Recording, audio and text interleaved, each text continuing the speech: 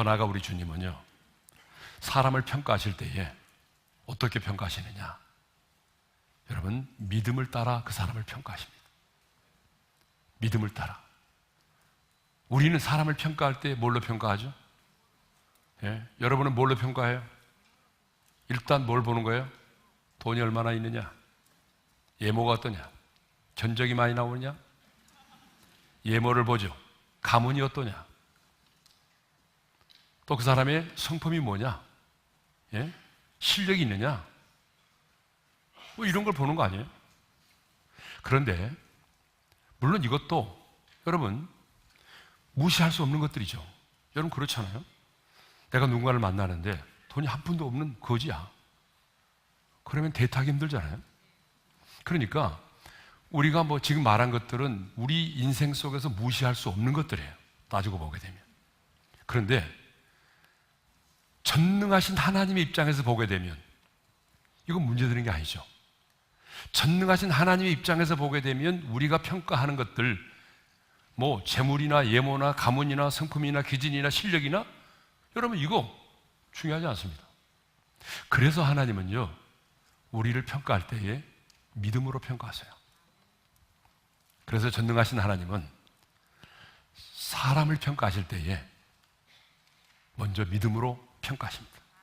그래서 풍랑 앞에서 두려워 떠는 제자들을 평가할 때도 믿음이 작은 자들이라 그 제자들을 책망하셨잖아요.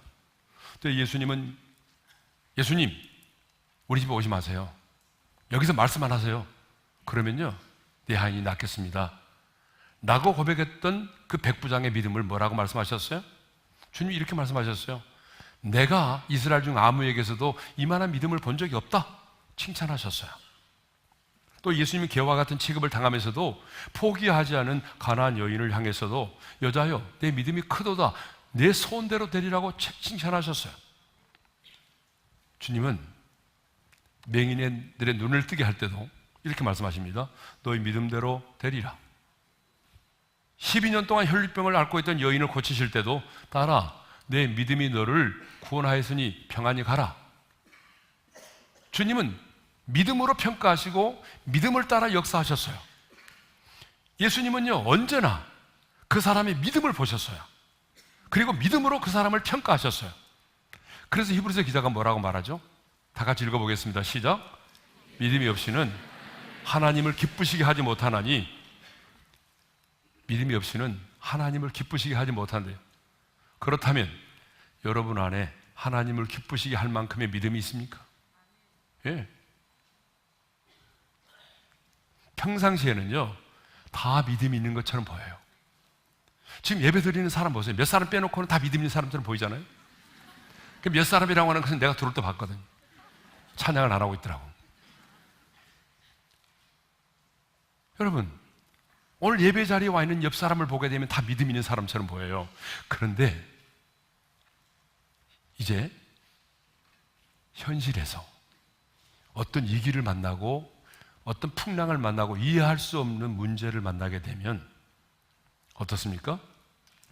꼭 믿음이 없는 사람처럼 똑같이 반응하고 행동합니다. 아니, 믿음과 현실 사이에 엄청난 갭이 있어요. 아니, 우리가 가지고 있는 이 믿음이요 현실의 삶 속에서 작동되지 않아요.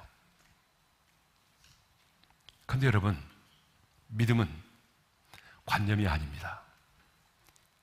믿음은 철학이 아니에요. 믿음은 확률도 아니에요. 믿음이 뭐죠? 믿음은 확신입니다. 자, 믿음이 뭐라고요? 우리 젊은이들 예배인데 왜 이렇게 꼭 장례식에 와 있는 분위기죠? 희한하네. 네. 예배는 구원받는 자의 축제인데 지금 제가 장례식 분위기예요. 네. 믿음은 뭐라고요? 확신이요, 확신. 네. 믿음은 확신. 그래서 토마스 그룸이라고 하는 사람이 이런 말을 했어요. 한번 읽어보겠습니다. 시작. 오늘날 기독교의 가장 심각한 문제는 교리, 교파 분열, 이단, 교인수 감소가 아니라 신앙을 가진 사람은 많은데 신앙하는 사람이 적다는 데 있다. 신앙을 가진 사람은 많은데 어떤 상황 속에서도 정말 하나님을 끝까지 믿고 신뢰하고 순종하는 사람은 적다는 거예요. 제가 봐도 그래요. 방금 말씀드린 것처럼 평상시 다 믿음이 있는 것처럼 보인다는 거예요. 그런데 현실적으로 이 길을 만나면 그때부터는요, 눈에 보이지 않은 하나님을 의지하기보다는 눈에 보이는 하나님을 의지합니다. 그리고 더 중요한 것은 내게 익숙한, 내가 그동안 인생의 문제를 만날 때마다 내가 해결해왔던 내 삶의 방식으로 문제를 해결하고자 한다는 것입니다. 아니, 어떤 사람은요, 평상시 때는 엄청나게 믿음이 좋은 사람처럼 보이는데, 예배를 드릴 때는 정말 믿음이 있는 것처럼 보이는데, 이해할 수 없는 인생의 풍랑을 만나고 문제를 만나면 세상에 속한 사람보다 더 두려워하고 더 흔들리고 더 힘들어한다는 거예요. 아니, 더 많은 불평과 원망을 쏟아낸다는 거예요. 그 대표적인 사람 누군지 아세요? 바로 야곱이라는 인물이에요. 야곱은 엄청난 은혜를 받았음에도 불구하고 인생이 이 길을 딱 만나게 되면 언제 그랬느냐는 듯이 그의 믿음이 송두리째 흔들렸어요. 그래서 오늘은 야곱이라는 인물에 대해서 생각을 해보도록 하겠습니다.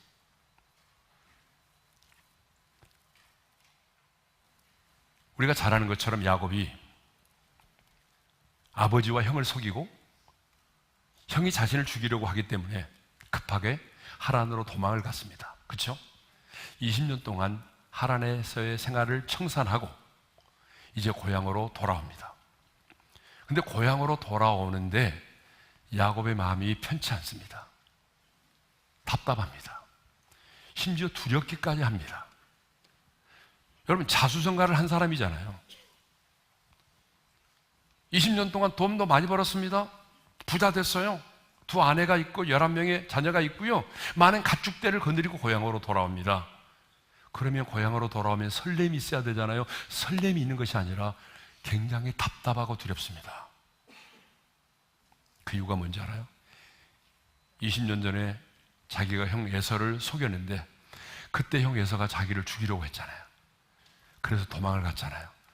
근데 복수의 칼을 갈고 있는 그 형을 만난다고 생각하니 가슴이 뛰는 거예요. 가슴이 콩당콩당 뛰는 거예요. 내가 그 형을 만났을 때 형이 나를 어떻게 대할까? 두려운 거예요. 그래서 7절을 보게 되면 그 당시에 야곱의 심정을 이렇게 말하고 있어요. 우리 한번 읽어볼까요? 다 같이요? 야곱이 심히 두렵고 답답했어요. 그런데 참 우리 하나님은 너무 좋으신 하나님. 왜냐? 하나님은요, 이미 야곱이 고향으로 돌아올 때 이런 마음을 품고 있으리라고 하는 것을 이미 알고 계셨어요.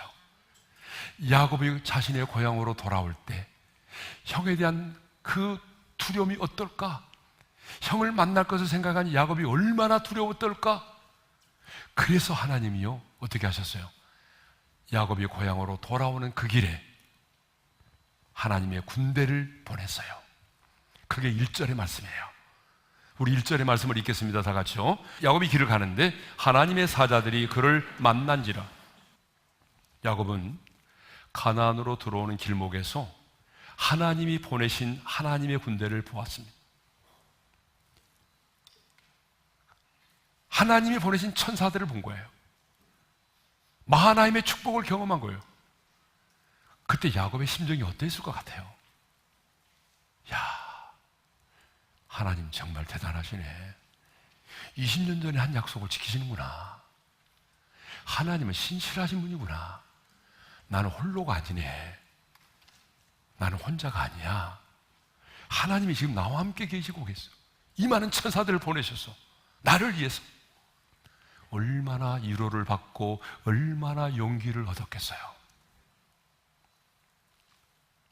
그런데 말입니다. 야곱은 하나님께서 보낸 사자들이, 아니, 자신이 보냈던 사자들이, 시차 때문에 그러면 자꾸 잊어버리네. 자신이 보낸 사자들이 돌아와서 자신의 형 에서가 400인을 거느리고 오고 있다는 소식을 들었을 때에 또다시 두려움에 떨기 시작합니다. 또다시 두려움 가운데 빠져들어가요. 하나님의 약속을 들었고 보았고 하나님이 보낸 마하나임의 군대를 보았고 위로와 용기를 얻었지만 또다시 현실의 벽 앞에서 무너지기 시작합니다. 또 두렵고 떨린 거예요. 그래서 장깨를 부리죠. 자기의 전매 특허인 장깨, 머리를 굴리기 시작했어요. 그래서 하나님의 방식이 아닌 자신이 그동안 인생을 살아오면서 살아왔던 삶의 방식대로 문제를 해결하려고 합니다. 그러면 야곱이 가졌던 자신의 삶의 문제 해결 방식이 뭘까요?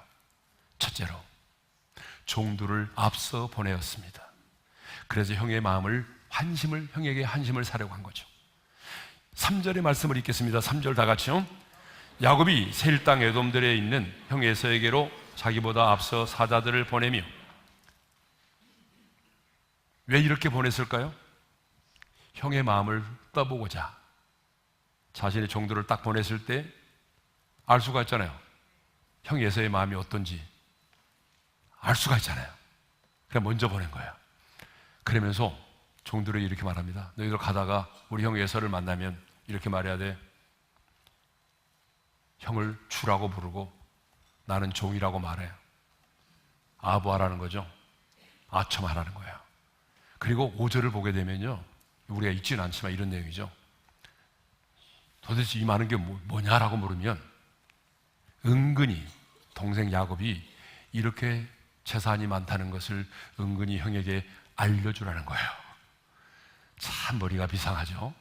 예? 두 번째로 동행자와 가축을 두 떼로 나누어 앞서 보냈습니다. 7절의 말씀을 읽겠습니다. 다 같이요. 자기와 함께한 동행자와 양과 소와 낙타를 두 떼로 나누고. 왜 이렇게 두 떼로 나눴을까요? 8절에 보게 되면 이유를 말하고 있네요. 8절의 말씀을 읽겠습니다. 시작. 에서가 와서 한 떼를 치면 남은 한 떼는 피하리라. 머리가 장난이 아니에요. 두 떼로 나눈 이유가 뭐예요? 한 떼를 딱 보냈는데 예서가 400인의 군사를 거느리고 오다가 이 떼를 딱 치면 뒤따라오는 사람, 안 되겠다, 우리 피하자. 그래서 피할 수 있는 시간과 여유가 있잖아요. 그래서 자신의 어때요? 그 상황 속에서도 자신의 재산을 지켜보겠다는 거야. 이렇게 인생의 위기를 만날 때마다 야곱은요, 자신의 잔꾀를 부려서 문제를 해결하려고 했어요.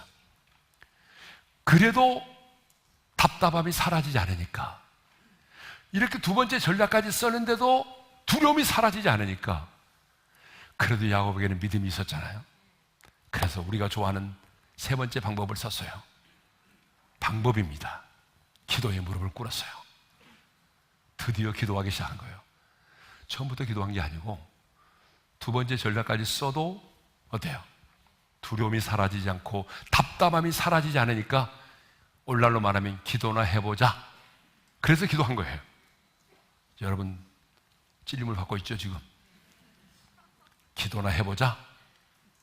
내일부터 새벽 기도나 해보자. 그래서 지금 기도의 무릎을 꿇었어요. 누구에게 기도했나요? 내 하나님이 아니에요. 내가 만나고 내가 경험한 나의 하나님이라고 말하지 않고 내 조상의 하나님께 기도합니다.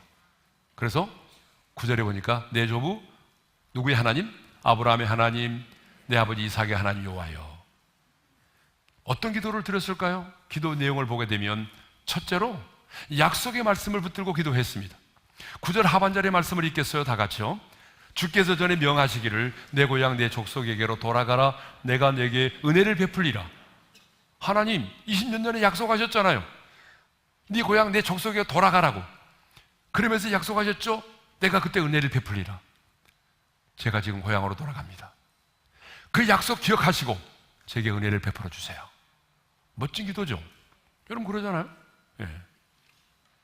두 번째 기도는 뭐예요? 자신의 부자됨이 주의 은혜였음을 고백합니다. 10절의 말씀을 읽겠습니다. 다 같이요. 나는 주께서 주의 정의에 베푸신 모든 은총과 모든 진실하심을 조금도 감당할 수 없사오. 내가 내 지팡이만 가지고 이 요단을 건넜더니 지금은 두 때나 이루었나이다. 제가요 열심히 일해가지고 부자가 됐다고 이렇게 말하잖아요. 저요 그냥 지팡이 하나만 맨손으로 가지고 하단으로 갔는데 하나님께서 저에게 모든 은총, 엄청난 은총을 베풀어 주셔서 제가 이렇게 부자가 되었네요. 부자가 됨이 하나님의 은혜였음을 고백했어요. 세 번째로 사실은 이 기도를 하려고 앞에 얘기를 한 거예요. 세 번째 기도가 뭐예요? 형 에서의 손에서 나를 건져달라고 기도하죠. 11절의 말씀을 읽겠습니다. 다 같이요. 내가 주께 간구하오니 내 형의 손에서 에서의 손에서 나를 건져내시옵소서. 내가 그를 두려워하면 그가 와서 나와 내 처자들을 칠까 겁이 나기 때문이다. 솔직하게 기도했어요. 솔직하게 자신의 감정을 얘기했어요. 뭐라고 말하죠? 하나님, 저 겁나요. 형이 온다는 소식을 들으니까 엄청나게 겁이 나네요. 형의 손에서 나를 건져주세요. 이 기도를 드렸어요. 자, 지금 야곱이 드린 기도를 정리해 보자면, 야곱은 약속의 말씀을 붙들고 기도했어요. 자신의 부자됨이 자신의 노력이 아니라 하나님의 은혜였음을 고백했어요. 뿐만 아니라 자신의 그 답답한 심령, 두려움의 심정을 솔직하게 얘기하면서 나를 형 에서의 손에서 건져달라고 기도했어요. 여러분, 이 야곱의 기도가 잘못된 게 있나요? 흠잡을 때가 있나요? 저는요, 야곱의 기도가 완전해요. 너무 좋은 기도예요. 밤새도록 했어요, 이 기도를. 그런데 오늘은 반전이 많습니다. 그런데 야곱은 현실을 보니까 야곱의 자신의 형 에서가 400인을 거느리고 온다는 소식 앞에 또 무너집니다. 밤새워 기도했는데 눈을 뜨고 나서 또다시 흔들립니다. 여러분 같지 않아요? 지금? 여러분의 모습 아니에요? 금요 기도 와서 열심히 부르짖어 기도했는데 돌아가는 순간부터 내 마음이 흔들리기 시작하는 거죠. 그래서 밤을 새워 기도했던 야곱이 하나님을 의지하기보다는 다시 자신의 소유 중에서 형 에서를 위하여 예물을 준비하기를 시작합니다. 그게 13절의 말씀이에요. 자, 우리 13절의 말씀을 읽어볼까요? 시작. 야곱이 거기서 밤을 지내고 그 소유 중에서 형 에서를 위하여 예물을 택하니. 형 에서를 위해서 예물을 택했어요. 그 준비된 예물이 뭐예요? 어마어마해요. 읽지 않겠어요? 너무 많아서. 550마리. 이 엄청난 550마리의 짐승을 준비했어요. 근데 이 550마리를 한꺼번에 보내지 않습니다. 어떻게 보낸지 아세요? 한꺼번에 보내지 않고 여러 차례 나뉘어서 보냅니다. 머리를 계속해서 굴리고 있습니다. 그러면 야곱은 왜 이렇게 많은 예물을 형에게 보냈을까요? 그 이유를 이렇게 말하고 있어요. 20절에 읽겠습니다. 시작. 네가 내 앞에 보내는 예물로 형의 감정을 푼 후에 대면하면 형이 혹시 나를 받아주리라 함이었더라. 예물로 형의 마음을 움직이려고 했던 거예요. 왜 그랬을까요? 왜 밤을 새워 기도했지만 또다시 예전의 삶의 방식으로 돌아가서 그 방식대로 문제를 해결하려고 했을까요? 그게 너무나 익숙해 있었기 때문이에요. 너무 익숙해 있어요. 왜냐하면 야곱은 그렇게 살아왔어요.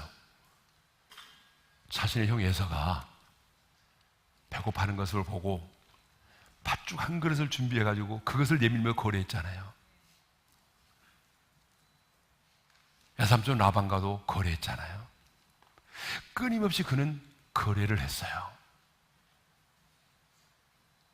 자기가 살아왔던 삶의 방식이에요. 기도를 했는데 너무 익숙한 게 이거. 그래서 익숙했던 삶의 방식으로 이 문제를 해결하고자 했던 것입니다. 자, 정리해보자면 야곱은 베델에서 처음으로 살아계신 하나님을 만났습니다. 하나님의 음성을 들었어요. 그리고 하란에 있는 동안 20년 동안 하나님이 그를 연단하고 훈련시켰잖아요. 여러분, 어떤 사람을 연단하고 훈련할 때는요, 그보다도 그한 강자를 만나야 돼요. 야곱 엄청난 사기꾼이잖아요. 근데 가서 만난 외삼촌 라반은 자기보다 더한 강적이었어요. 더 엄청난 사기꾼을 만나서 고생을 많이 한 거죠. 그렇지만 하나님의 도우심으로 부자가 되었어요. 돌아오는 길에 마하나임 하나님의 군대를 만났습니다. 위로와 용기를 얻었어요. 내가 홀로가 아니라 하나님이 나와 함께 계신다는 걸 깨달았어요. 하나님은 약속을 지키시는 신실하신 하나님도 깨달았어요. 밤을 새워 기도까지 했어요. 그런데 현실적으로 두려움이 사라지지 않았어요. 그래서 어떻게 했어요? 잔꾀를 부린 거예요. 자기가 살아왔던 익숙한 삶의 방식으로 문제를 해결하고자 했던 거죠. 그런데 여기까지는 야곱의 인생이고, 오늘 저와 여러분은 어떻습니까? 여러분, 저와 여러분도, 물론 그렇지 않은 분도 있지만 저와 여러분도 하나님을 인격적으로 만나지 않았어요? 아멘. 하나님을 만났잖아요. 그리고 우리도 고백하잖아요. 내 살아온 인생의 모든 것 하나님의 은혜라고.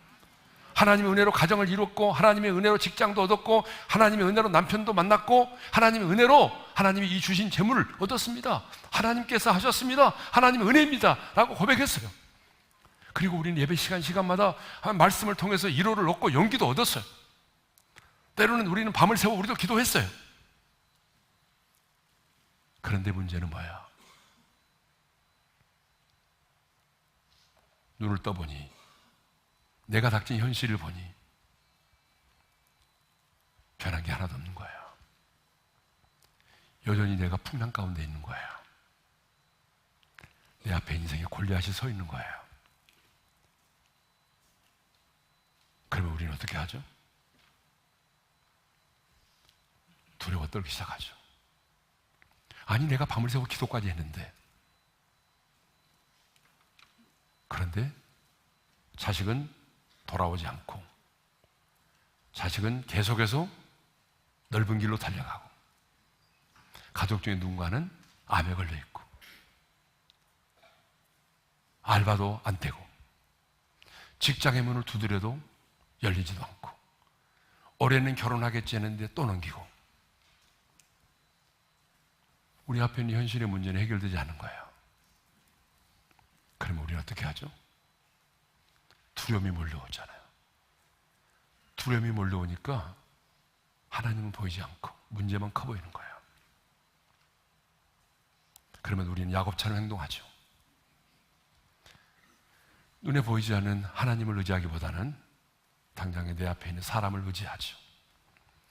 우리는 야곱처럼 머리를 굴리기 시작하죠. 잔꾀를 부리기 시작해요. 에라 모르겠다 하면서 내가 살아왔던 이전의 삶의 방식으로 문제를 해결하려고 하죠. 그러나 여러분, 이것은 하나님께 속한 하나님의 사람의 삶의 방식이 결코 아닙니다. 하나님의 사람은 이해할 수 없는 문제를 만나고 인생의 풍랑을 만나도 끝까지 하나님을 온전히 신뢰하며 의지하는 삶을 살아갑니다. 하나님께 속한 하나님의 사람은 세상의 끝날까지 내가 너희와 항상 함께 있으리라고 하는 약속의 말씀을 붙들고 임마누엘의 신앙을 가지고 하나님의 자존심으로 당당하게 살아갑니다. 나는 이렇게 힘있게 얘기하는데 여러분 왜 아멘도 안 하세요?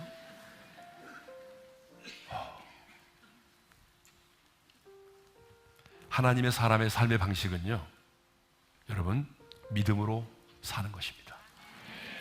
하나님의 사람의 삶의 방식은 믿음으로 사는 거예요. 상식으로 사는 게 아닙니다.